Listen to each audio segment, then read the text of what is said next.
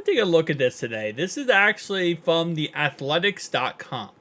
So this is their draft board back in February. So obviously, as you know, with the NFL draft, the combine, throughout the process of February, March, April, players move up and down the draft board, right? But at the end of the day, usually we don't look at how much they moved up and down the draft board. So let's go and get right into it. Keep in mind, this is from the Athletics and their consensus board. Not everyone's going to have, these certain players either number 1 or number 2, whatever. So going into February, before the combine and before all the visits, Athletics had the number 1 overall player as Caleb Williams. Now, I think that's consensusly across the board. A lot of people think that. Well, I would say it like this. You either think he's the best quarterback or you think he's a bust. That's kind of how Caleb Williams works and has worked for a very long time when it comes to how people perceive him. People either think he's going to be great or they think he's going to be a bust.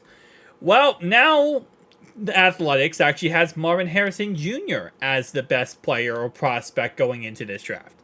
And I think that's very accurate. I mean, again, whether or not Caleb Williams is going to be the best quarterback ever, I don't really believe all the hype.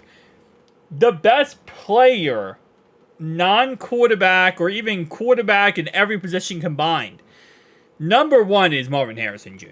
That's not a question. Like, he is the best receiver we have seen in the last decade in this NFL draft. And there is no close comparison. And when you look at it like, okay, well, Caleb Williams, is he the best quarterback prospect we have seen?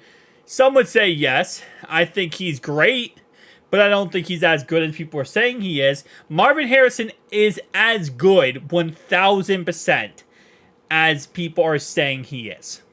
That's the difference. So number 2 is Caleb Williams, used to be number 1. So that's a -1 change. By the way, if it's just a regular number, no minus, that means they went up. If it's a minus, they went down. Drake May was number 3 before, and now he is number 3 again. Again, if Caleb Williams wasn't in this draft, Drake May would be the number 1 pick off the board.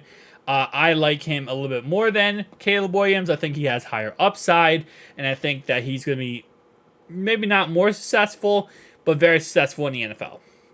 Number 4 now for the consensus board is Malik Neighbors. That's he used to be number 8. So they actually moved him up to number 4, which that's interesting.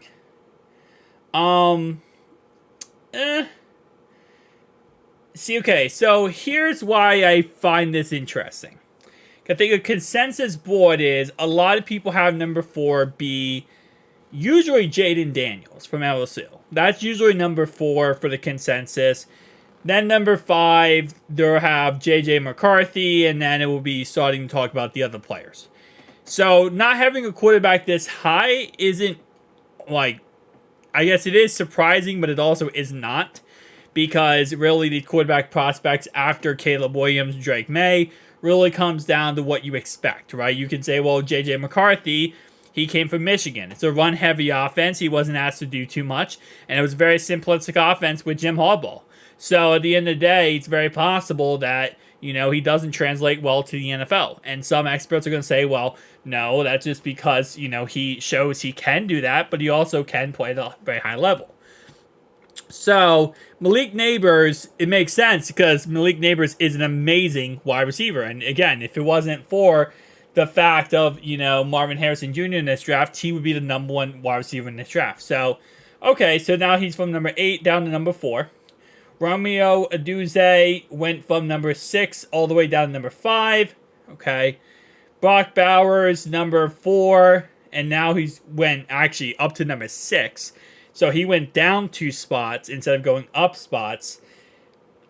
Yeah, Brock Bowers is a really weird person to rank, I feel like. Because when you look at it, Malik Neighbors is that number 1 receiver. Romeo Aduze, also that number 1 receiver. Brock Bowers is a generational tight end, but he's also a tight end. And listen, again, at the end of the day, no tight end hate on this channel. But there is a generational receiver and there's a generational tight end.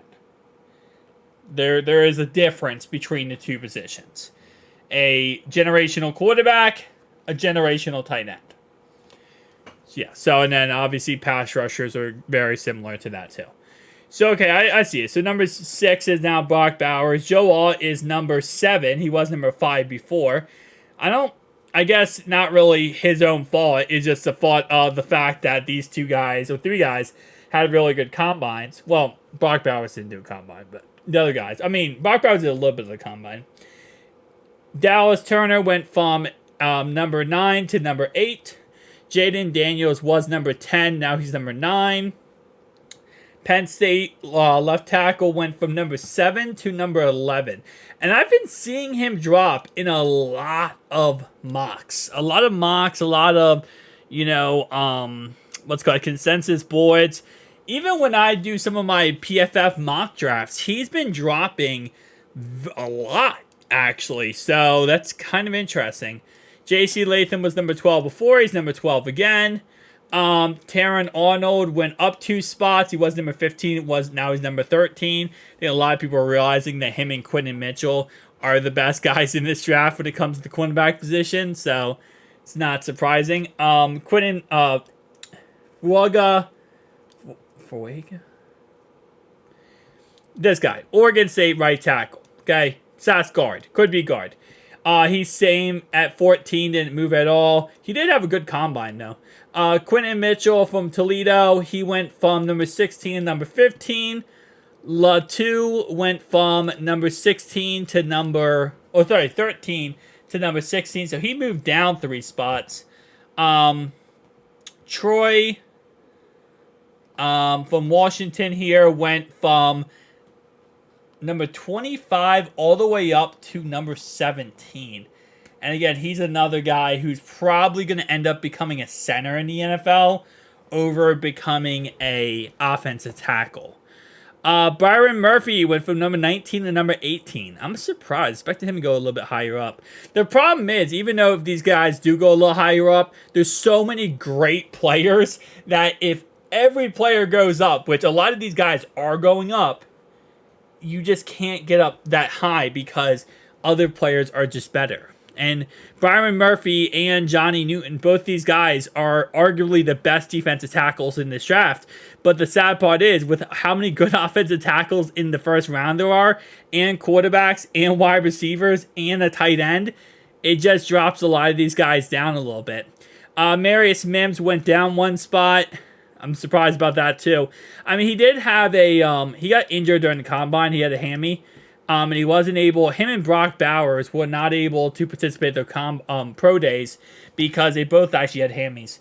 But Marius Mims, before he got hurt at the combine, probably one of the best combine experiences you could have if you're Marius Mims there. So that's kind of interesting. Brian Thomas Jr. went up 1 spot. Nate Wiggins went down 4 spots. J.J. McCarthy went up 4 spots.